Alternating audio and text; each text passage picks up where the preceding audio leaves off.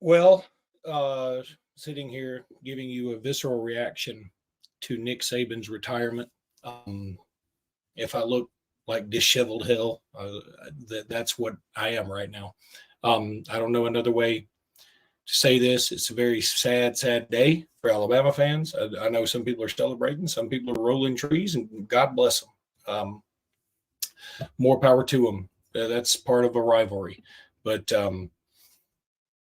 this is this is tough stuff, and I don't honestly. It's funny. I was on a radio show like I am on every Wednesday, yeah, out of Montgomery with Doug Amos, and he brought up the fact that there was a team meeting, and I didn't really know much about it in terms of the team meeting. So I asked around, and while I was on the air, and my understanding was it was a routine team meeting, and nobody had any inkling that this was coming.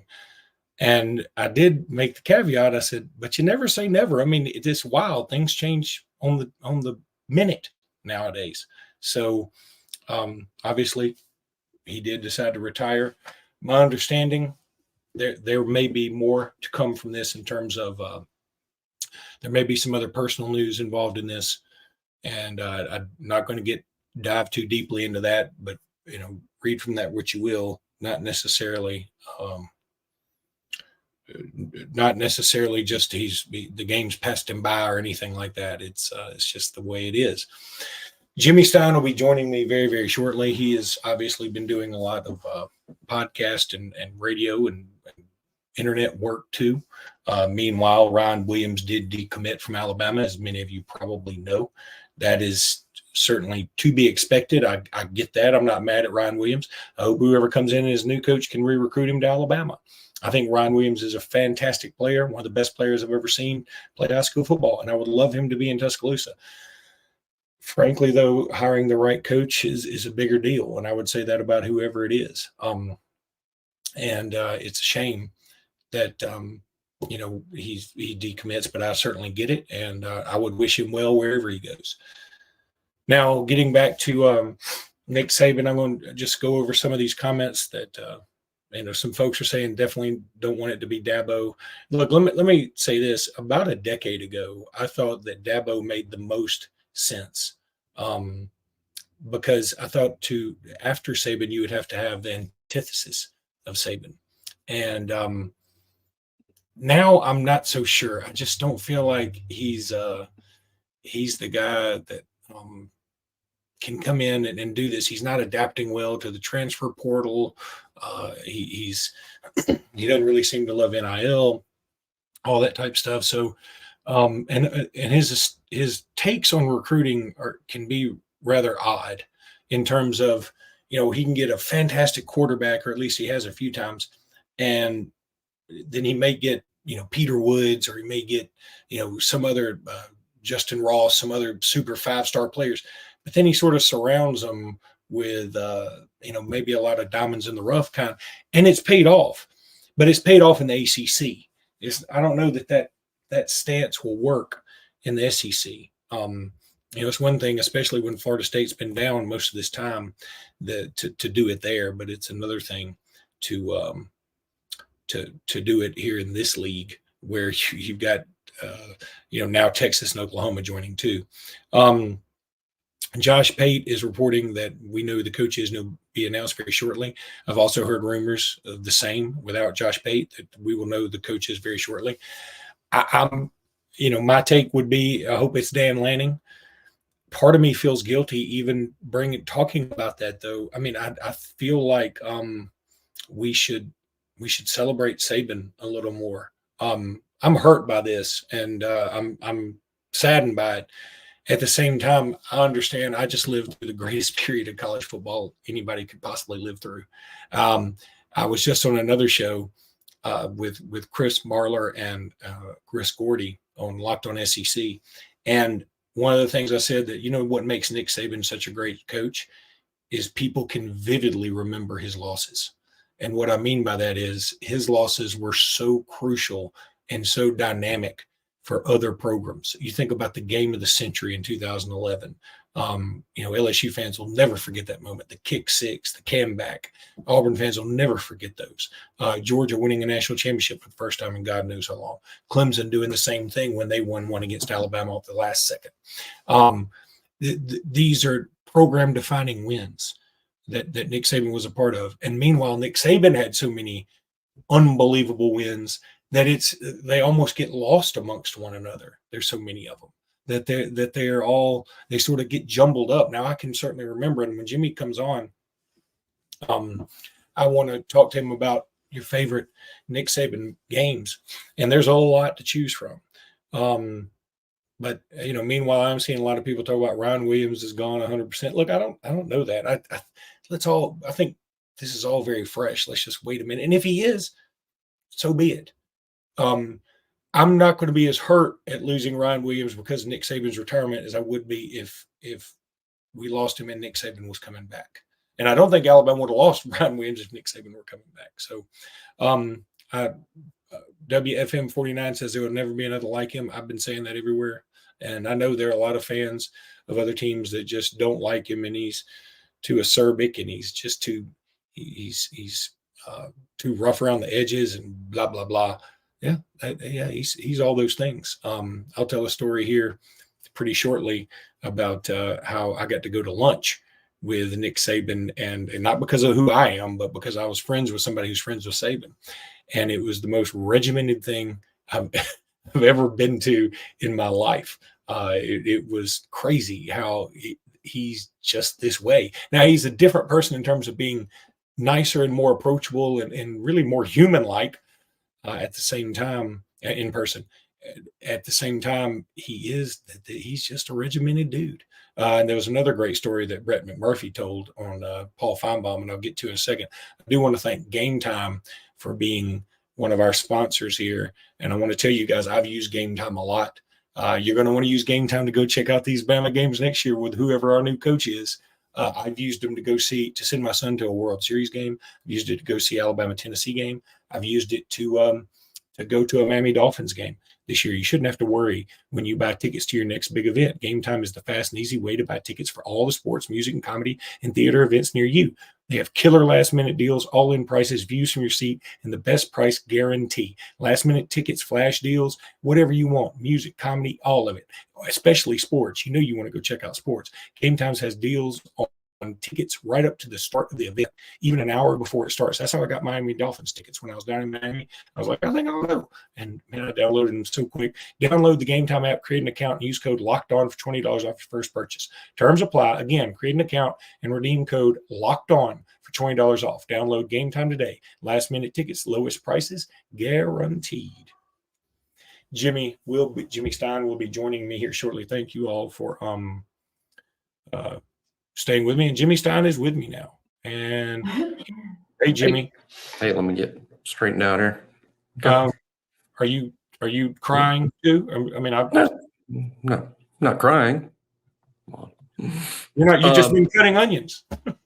I'm still, even a couple hours after the news, I'm still shocked. I've been given, when I say I've been given heads up, I've been told rumors of Saban's retirement this time of the year consistently since 2013.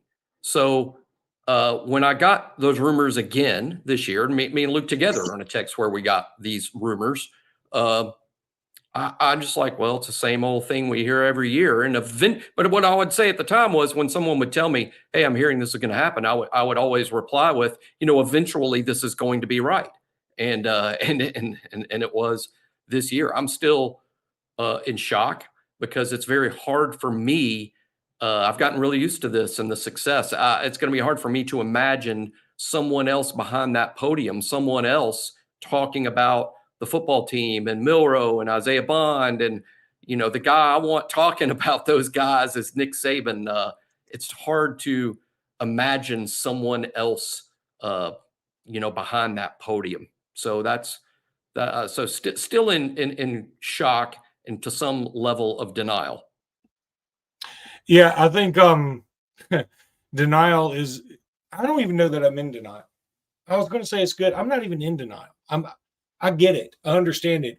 And Jimmy, we should also say out there, and again, everything right now is kind of a rumor.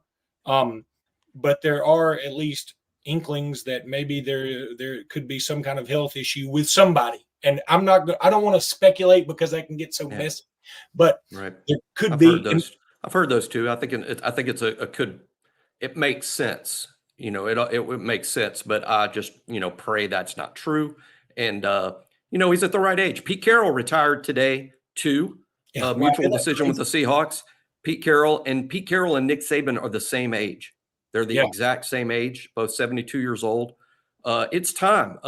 Kevin Steele retired this week at 66.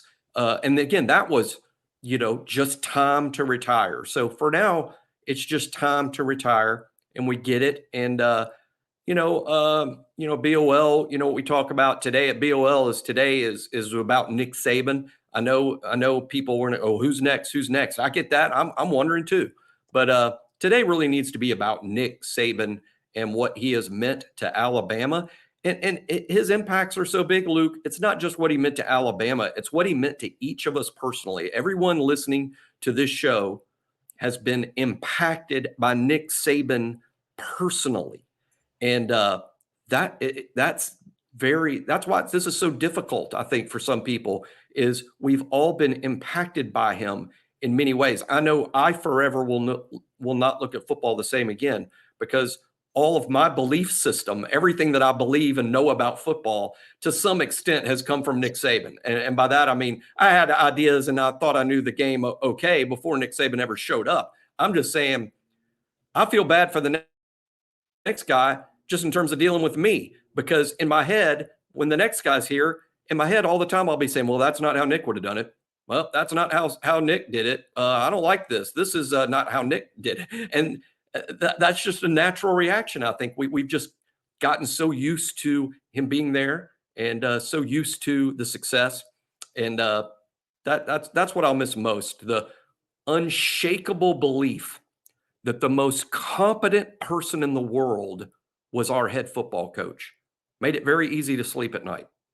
And look, I want to say this again. I know the first thing a lot of people want to talk about is who is next, and I get that, and we're going to talk about that a lot probably tomorrow on Locked on Bama. But now I really do just want to celebrate this. Jim, I'm sad, and I've joked about the tears and all this other stuff, and at the same time, man, I'm so grateful to Nick Saban. I really am. I'm grateful to him. Let me just tell everybody this for those who are new to the channel or whatever. And this isn't me trying to even do a flex, because, by the way, I've driven a Ford Flex for support part of my life. So no, I don't flex on anything. I still have a lot of the same shirts I've had from 10 to 15 years ago. I'm not a flexing kind of guy. But here's one thing I'm very proud of. I've been able to go to every single national championship Nick Saban took Alabama to. And I went to the 92 national championship too, by the way, and I love that. But to go on this ride with him, to do this, nobody could have ever given me anything like this. And to go, the friends I went with, the friends I made on these trips, the first big date my current wife and I have – current wife, I should really use a better term than that. My now wife and I was – even that term is like, well – I know. She might – my wife doesn't listen to this show either. So we might enter the transfer portal after that comment. But my wife and I, our first like big trip together, we started dating the December before the Bama Notre Dame BCS game. And I thought I was going to miss that game because it had been about a year. I'd been gone through a divorce. So obviously you're dealing with money stuff. But my wife actually was like, look, I have tickets to the game and I know it's kind of quick, but would you like to go to Miami with me? And my wife actually went to business school at the University of Miami, and she went to Alabama, but then got her MBA at Miami. So she knew about it. It was just sort of, kismet. And, so we went to that game. That was like our first big trip together. I think about going to that 2015 national championship game where, I think about going to 2011 national championship game, Alabama rematch against LSU. Like I was dead in the middle of of my divorce, really. And I took my son, my oldest son at the time, who was, I don't know, he was probably 7. It was just the two of us. I mean, it was in New Orleans. We didn't do any partying. I mean, that'd be weird if we did. But what I'm saying is, like, I was like just in the middle of all this sadness, and that gave me. I mean, when my son calls, the picture that comes up is me holding him at that national championship game. The 2015 national championship game with Kenyon Drake and the redemption and the kick return, and Derrick Henry winning the Heisman, and all these, the onside kick, and even the 2016 in Tampa when Jalen Hurts, you thought he just won it for us, and then they have the pick play, and the 2nd and 26 was so glorious. And 2020, I even went during the COVID year, Ohio State. I mean, I even went out to Levi Stadium. It was the worst game I've ever been to for a lot of reasons, but I went there. I've got to do all this stuff because of him, and I'm so thankful to him.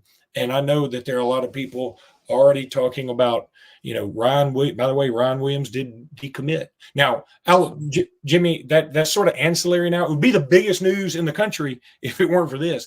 But I do want to ask you, and then we can go back to Nick Saban stuff. Sure. Do you feel like it sort of depends on who we hired about Right. Ryan Williams? You don't think we're out of it completely, do you? No, I don't think Ryan Williams and his family are going to shut the door on Alabama one bit. It makes perfect sense that he would decommit, because why is he going to commit? Why is the most highly recruited player in the country going to commit to a program who doesn't have a head coach? Ryan's not going to sign until February 9th. There'll be a new coach in place well before then. I'm actually hearing that it could be pretty fast.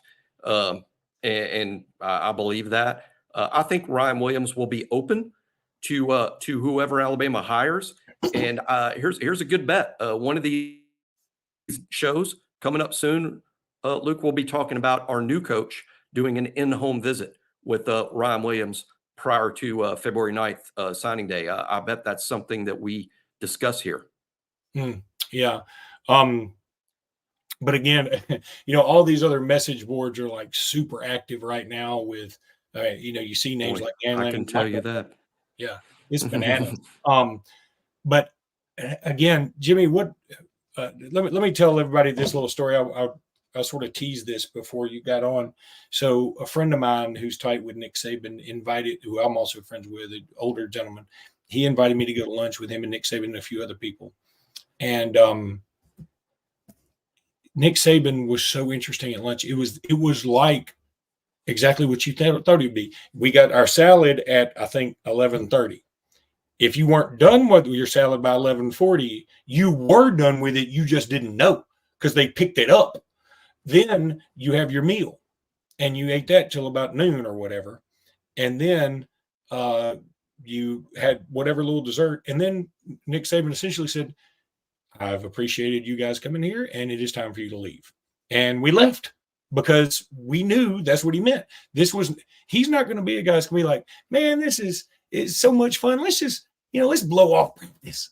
No, Nick Saban is, he's going to go get his stuff done. And there'll never be another one like him. I honestly, part of me is looking forward to whatever his next chapter is. And if that is being on ESPN and telling a bunch of stories or breaking down film or whatever, I will say this. I really, really don't believe in his heart he wanted to retire. I believe there are some other things at play that have led to this. That is just my theory. I agree with that 100%. I don't think it's 100% Nick Saban going, I don't want to coach anymore, or hey, this is my time to get out, or anything to do with that. I just think it's personal to Nick and his family, and that's what it's going to be. Now, in terms of going forward, my guess has been from the very beginning that it would be Dan Lanning, and that's what I believe, and we'll see. Now, trust me, tune back in tomorrow. Maybe that tune changes, but I don't believe so. I think that's my prediction. In terms of like what's the most likely scenario here. So we'll see. It is interesting though, and again, I'm trying my hardest to continue just talking, honoring Saban, because he deserves everything. He deserves the statues. He deserves a street named after him. Miss Terry deserves a street named after her. all these things. Somebody did just retweet a tweet from Dan Lanning in 2015, April 13th, 2015, that says, never miss an opportunity to create your own identity. Hashtag built by Bama, hashtag roll tide. That is from Dan Lanning from 2015. Does it mean when he was on our he was on our staff in 2015? Yeah. So yeah, I know. So I would imagine he was very roll tidy during 2015. I know. Now it should also be noted, Wes Neighbors and Josh Pate, I believe, have come out and said Alabama will have a coach. They already have a coach. Marquise Mays, a former player. They've all said, we got another coach. You will know it in a couple of days, 2 to 3 days. I'll just say this: I'm not co-signing or endorsing anything they just said. But if what those guys are saying is true, it further emboldens me to believe that it would be Dan Lanning.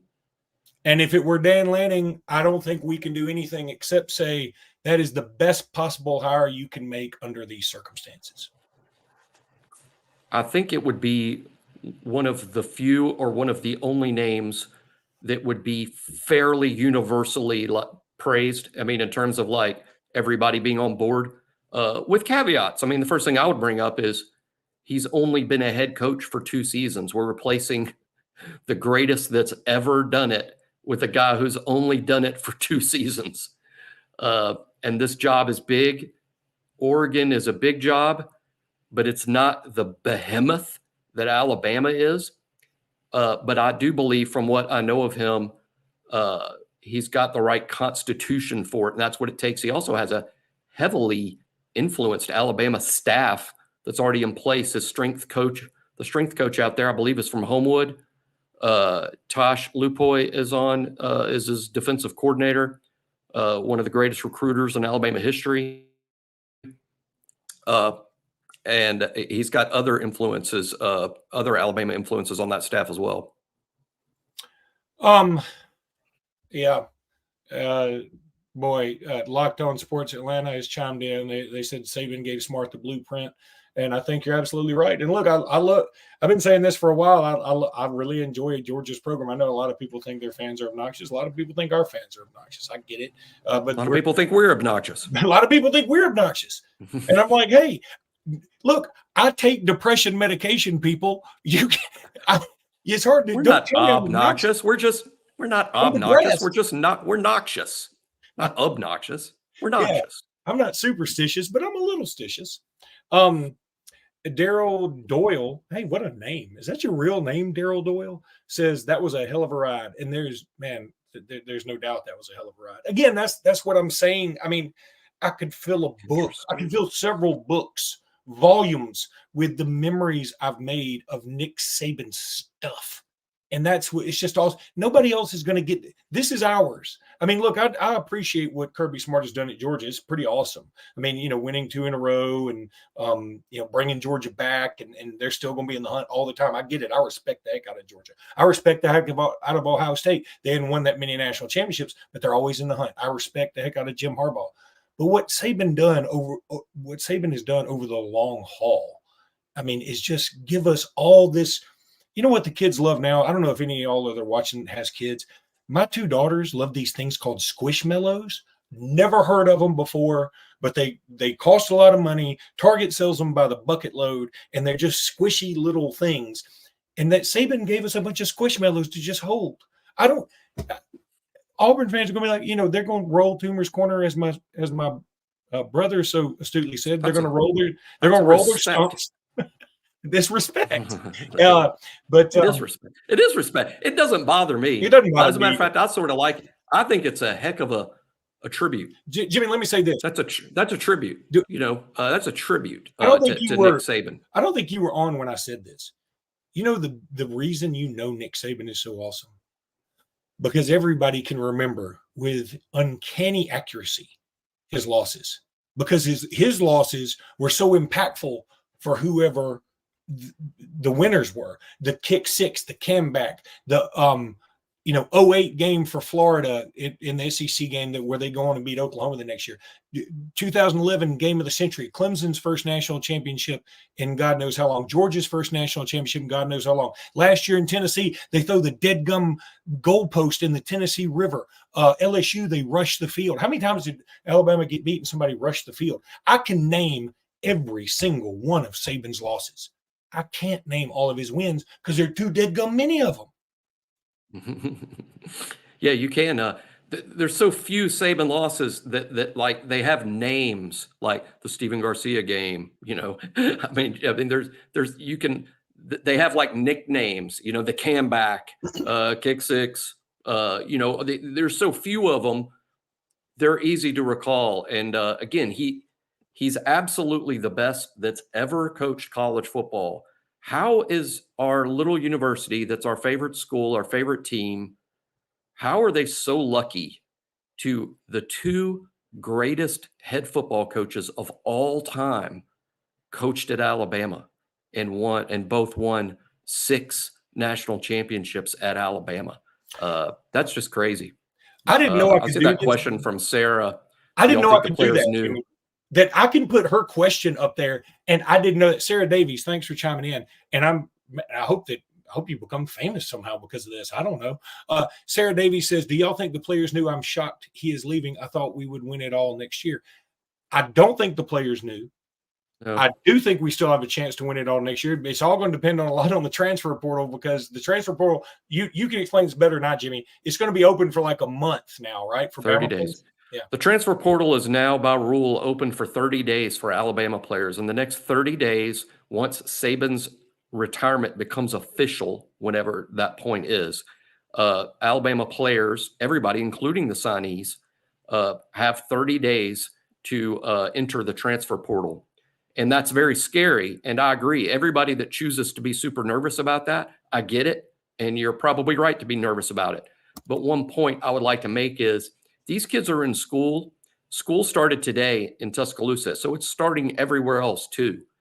I believe the deadline drop dead date at Alabama for enrolling in the spring semester and being able to complete the semester is January 17th. So though the portal is open for 30 days, the window is actually very small for players that want to leave and be enrolled and go to school this semester and participate in spring practice. They can't wait until mid-February to do that, So the portal is open, but I think the window for leaving is pretty narrow. Okay. I'm a little busted.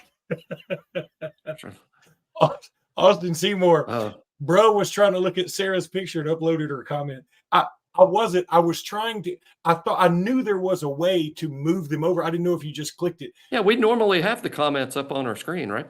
No, they're on the right-hand side, but he's not wrong that I was like, okay, that's a good picture, Sarah. I just love that comment. That's so funny. Austin, you're a great American. Thank you. Well, I like the comments up on the screen. That's good. I was getting it confused with other shows I do. Yeah, where the comments are on the screen at different places. That's another thing. Like I've literally done, and here's the thing that bothers me more than anything. This is how out of the blue this was. I had just gone to work out, and I had I listened to music because I was a little burnt out on just sports talk for a moment, because you and I had cut the podcast kind of recently. So I went to work out and listen. Zach Blackerby of Locked on Auburn calls and said, "Hey, can you do a podcast?" I was like, "I just did one." He's like, "No, I mean about Saban retiring." I said, "What the heck are you talking about?" He said, George Scott said, "You work out." I'll put that on the screen. Yeah, okay, George.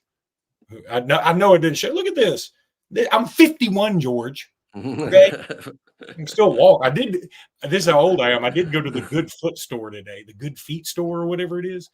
And I liked it, and their stuff would have helped my feet, but it was going to be $1,800. And I said, "No, thank you. I will have wooden peg legs like a pirate before I spend $1,800 on some lifting mechanisms in my shoes." But anyway, I got the news from Zach Blackerby of Locked on Auburn. You want to talk? Yeah, boys, that's a bad omen. An Auburn guy tells you about Saban retiring. My first, if we're talking about first knowing for sure like this happened, I was watching a television show on Max, watching a show and didn't have the board up, didn't have my phone up, and got a phone call from a prominent member of the national media, national college media, and got a phone call. And I was watching a show. So, not to be rude, because I'm typically not, but my show was like 5 minutes from being over. And I'm like, "Oh, I'll call him back when the show was over," because the show was going to be over in like 5 minutes. And when I put the phone down, that's when I noticed, why do I have so many texts? And there you have it. So I'll always remember that. Just like you were saying, you'll always remember you were informed by an Auburn fan that Nick Saban was retiring. That's one to remember well. Do you Yeah. think Saban is retiring because of Miss Terry's health? I'm not. I don't think we should comment on that, just simply because that's something we don't know. We don't know that to be true. But I'm not dismissing your comment, Justin. That's very And good it's not disrespectful, because it's something that we don't. it, We're not going to it's something talk about it. that could. I'll say this: in my heart of hearts, I don't believe Nick Saban really wanted to retire. I think he retired because he felt he needed to. And I think when eventually we will all know this answer. And I don't want anybody to be mad at anybody because Nick Saban felt the need to retire because of either his health, somebody that he loves health, or whatever. I mean, okay. Daryl Doyle, now, again, we want to make this a celebration of Saban, so we'll keep talking about this. But everybody's also asking about the new coaches. He said Mike Norvell would be ironic, and it would be. And I don't think it will be Mike Norvell. I could see him being on a list. If there's a list, I could see him being on it. I'm just still believing that it would be Dan Lanning, or Dan Lanning can say no, one of those two things. But I believe, as we're sitting here, that Dan Lanning is the most makes the most probable. Sense. Yeah, most somebody probable. mentioned Kalen DeBoer, the Washington coach, and I love him. I think he's great. Here's the one thing that worries me: like their recruiting isn't great. And you go, well, he made a national championship game. Yeah, but he did. He inherited a lot. Michael Penix. I mean, to some extent, he didn't recruit him out of high school. Is what I mean by that. And Kalen DeBoer is a great coach. I believe he's a great coach. He might be the right guy, but Kalen DeBoer did not work for Nick at any point, has no connection to Alabama, and has not worked in the South. So while I agree he's a great coach and might be the right guy, I don't think he would top the list. Justin Shelton said Luke needs to intentionally mute for the first time to serve as a moment of silence before signing off. It's a good point. Justin Shelton knows the show well. He does. And let me say, I intentionally mute all the time. I unintentionally don't mute. Unmute. You unintentionally stay muted. Yes, stay muted. That's the problem. So many people wish we both would all the time. Yeah. Oh God, Jimmy. I want to read some of these comments. I'm still sort of taken aback, y'all. This is all very new to me. And I do feel like, boy, I hope I'm not spoiling anything for any youngsters out there. It's like finding out Santa Claus isn't real. I mean, that's a death, but in the end, okay, it's so rooted in happiness. It makes Christmas better every time, right? There's nothing better than having young kids at Christmas. When my brother found out, and I remember the sadness, like Christmas was different until I had kids, and then it's just different, and it's fantastic. And now, I mean, look, I'm still going to love Alabama football. I'm an Alabama fan. I'm a Nick Saban fan, but I'm more an Alabama fan. It is sad though. And it does, I'll say this though, it's kind of a good time to reboot.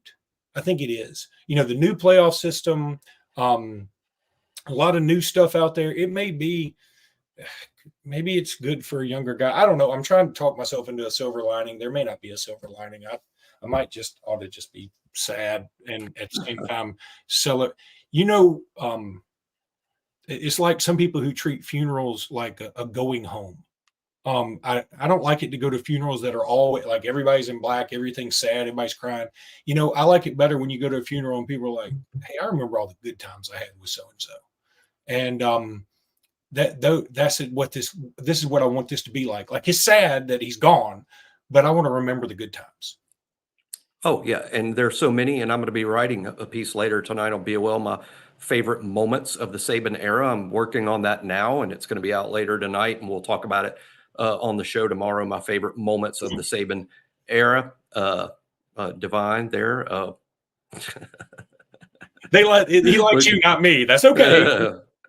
Well, I can tell, dad jokes, but no, I'll do my favorite Saban moments later. And no spoiler alert, second and 26, I think it's the most historic play in the history of college football.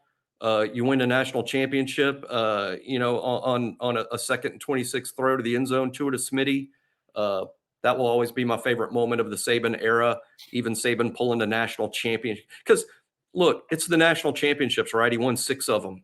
And to me, I'm going to do my list based on the fact 1 through 6 is going to be my favorite moment from each of the national championship wins, or something from that national championship season that sort of is the quintessential moment for me. But gosh, the players, the first round picks. How about the great stat? We've had far more first round picks than losses.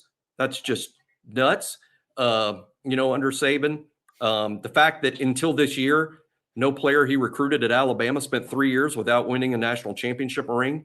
Unfortunately, the Kool-Aid and Dallas Turner group is the first one to sign with Alabama and not win a national championship. But they were only here 3 years. I mean, is that a really fair thing? Had they stayed for a 4th year, maybe they would have won one. It is barely a podcast. Tommy Prophet, we look forward to the Luke Mute. It's when we get the highest quality material from this barely a podcast, which is obviously someone listens to this show all the time. This is barely a podcast. And they do listen to this show all the time because Jimmy does have the best content. I have no problem saying this, but Jimmy can do none of the basic technical stuff that I can do. It's a team. It's teamwork a team. Teamwork makes the dream work. It's a group of 5, but it's a team. Yeah, teamwork makes the dream work. There's just no good word that rhymes with nightmare to describe the same situation. So Jimmy, what was your... Jimmy lacks the software, so it's a nightmare. We should have a Daniel Moore print. Sounds like a Luke joke, actually. A Daniel Moore print of you trying to work a computer. Look, somebody just threw out, what about James Franklin from Penn State? And I see Deion. I'm a big James Franklin fan, by the way. I am. I don't know that hire would go over super well, but I think James Franklin's a really good coach. His record against the top 10 is really haunting him. But Josh Pate, so smart. Josh Pate makes a great point about James Franklin.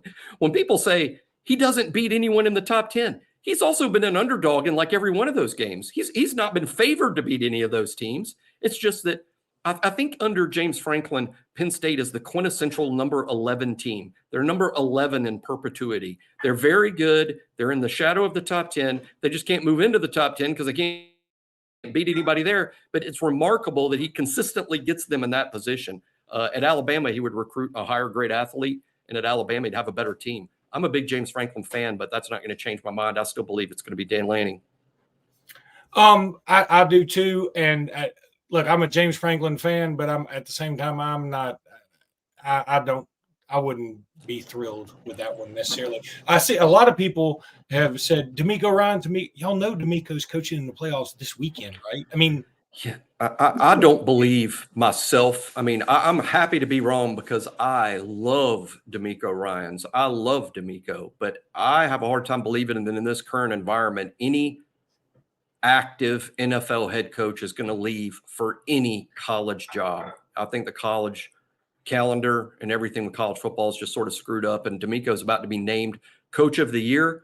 And for all we know, signed an extension and a big raise to stay in Houston, because as much as we love him here at Alabama, they're loving some DeMeco Ryans in Houston, Texas right now. So I don't think DeMeco's realistic, but I would be so excited if that was the case, because I think the world of DeMeco. Yeah, I love DeMeco Ryan. What a story. I mean, what an incredible story. And it would be awesome if wouldn't it be sort of ironic too? Didn't Ray Perkins leave the NFL to come to Alabama post Bear Bryant? So you're telling me we would hire another former Alabama player and get him from an NFL team after the different world. Different world back then. Yeah. And also this, Ray Perkins had played for Bear Bryant. And if Ray Perkins felt that Coach Bryant wanted him back to Tuscaloosa, he probably would have said, yes, sir. We don't have that situation with DeMeco in the sense he didn't play for Nick Saban. Sarah says Dan Mullins would be the cheapest, no buyout. I think you're wrong there, Sarah, because the buyout would be on the back end when we have to buy him out because he's not any good. I think he would end up costing money just on the backside. Yeah. I like Dan Mullen myself, and I would have liked it if Alabama had hired him to be the offensive coordinator this past season. But no, I don't believe he would be a head coach candidate at Alabama. But I do like him, and I think he's a really good offensive coach. Yo, Rookie H. I don't know, maybe Rookie EH. I'm not sure how you do that. Don't we have like 6 head coaches in the Saban's rehab to use? Yes, we do. But the unfortunate thing is many of them are already coaching somewhere else. I mean, Steve Sarkisian went to the school, Nick Saban School of Wayward Coaches, and he came out, flying colors. Dan Lanning has been in Alabama. So I'm pro Dan Lanning. It is becoming more and more and more obvious to me. We have our coach. We're just going to give everybody a few days to absorb this information and then move on. Because here's the thing. While you and I, Jimmy, on this podcast can wax poetic about Nick Saban as long as we want to, and we will. For many years. College football continues to go forward, and we can't – Greg Byrne can't sit back and go, hey, y'all just take a look at all these Daniel Moore prints we got from the Nick Saban era, and y'all just enjoy. No, we've got to keep moving forward. I mean, Auburn's going to keep moving forward. Tennessee is, LSU is, everybody's dealing with stuff. We got to deal with it, and hopefully we will get the best possible coach out there we can. Now, let me throw this out there. I don't mean to cut you off, but I want to say this. No, some people, JG, do I say that real fast? JG. He says Lanning too expensive to buy out. That's funny to me that people say that, because if his buyout is like $20 million. Auburn just paid $15 million to Brian Harsin to go away, and that was worth every penny. $20 million ain't right. 20. It's monopoly money. Yes, it's a lot of it's a lot of money, but I would not call it cost prohibitive if that's who Alabama wants. True. I think Alabama would pay the money if that's who Alabama wants, and that's who Alabama feels like it's the best option. I don't believe $20 million would be a bar to that at all. And I don't believe that would be an impediment to hiring Dan Lanning at all.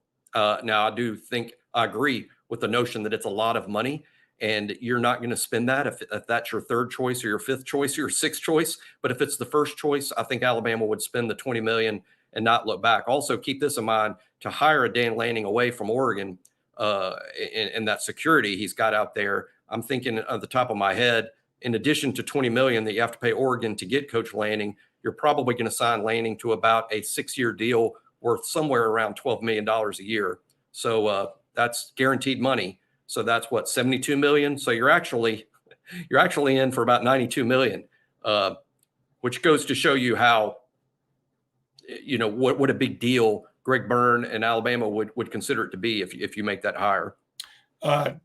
We're very honored. Tom Brady has chimed in, and he continues to say the same thing. I wish he would. I put your comment up here. It says Nick Saban to the Patriots as GM. First of all, Tom, thank you, and I'm still mad at you for beating us in '99. But yeah, congratulations. Well, Tom would know. Tom loves the show. JG says. Oh, he does. Well, David because he's old like us. David H. says, Saban has handpicked his successor. Don't get it twisted. Lanning will be announced as early as tomorrow. I agree that Nick Saban had a hand in this. Now, this is what should blow everybody's mind. Okay, this is serious. That in today's age, where everybody knows everything, there's nothing you can't do that somebody else doesn't know. Somehow, this was kept quiet enough, at least for the very short term, that it sounds like Alabama already has its man, and nobody knew Nick Saban was retiring this afternoon. This is what I think. I mean, as we sit here today, I think Nick Saban didn't decide this today. My guess is Nick Saban decided this very, very, very recently, and things were put into motion upon his telling. So I think there has been some work behind the scenes, but not going on for a long period of time. But I don't think the coach search started 5 minutes after Chris Lowe broke the news. I believe it would have been probably in the past couple of days. You don't think Byrne was that's like on guessing on my part? You don't think Greg Byrne was on Byrne like was like us. 16T and he got a text? He's like, let me tee off. I'll get it in a second. And he's like, what do they want? Yeah, it's just like me watching HBO Max today. Guys, I got to go. I'll call them back in a minute. This can't be too important. Tom G says, just stay away from Sark. Look, I mean, I love Sark, but I don't think he would leave Texas for Alabama. I mean, why? I mean, they've got $1 billion over there. He's doing a great job. They love him. He's got a great job. I don't. Texas is a destination job. Oregon is not. Other coaches have left Oregon. You remember when coaches were leaving Oregon by the droves when Cristobal left, and you know, a lot of coaches left or have left Oregon quickly. Kelly? What makes Dan Lanning a qualified coach to come behind Saban? Well, I would say Brian Ransom. That's a good question. I would say this: who is qualified to come behind Nick Saban? Who?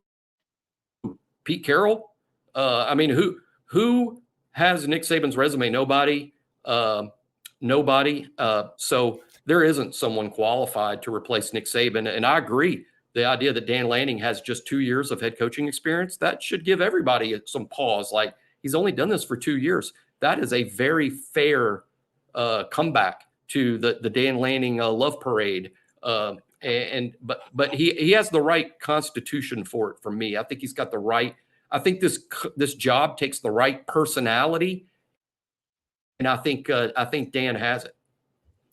I'm going to put all this audio, by the way, on the actual podcast because I've been instructed to do so. It's going to be super long, but if any of y'all want to catch this later on that, I do want to tell everybody about FanDuel. Though, go check out FanDuel. The NFL season is in playoffs, but you know what? It's wrapping up, but playoffs are going on, so there's still time to get in on the action with FanDuel, America's #1 sportsbook right now. New customers get $150 in bonus bets guaranteed when you place a $5 bet. That's $150 in bonus bets if you win or if you lose. The app is so easy to use and so many different ways to bet, like live same-game parlays. Find the bets in the new Explore tab. Make a parlay in the Parlay Hub. It's the best way to find popular parlays and much, much, much, much more.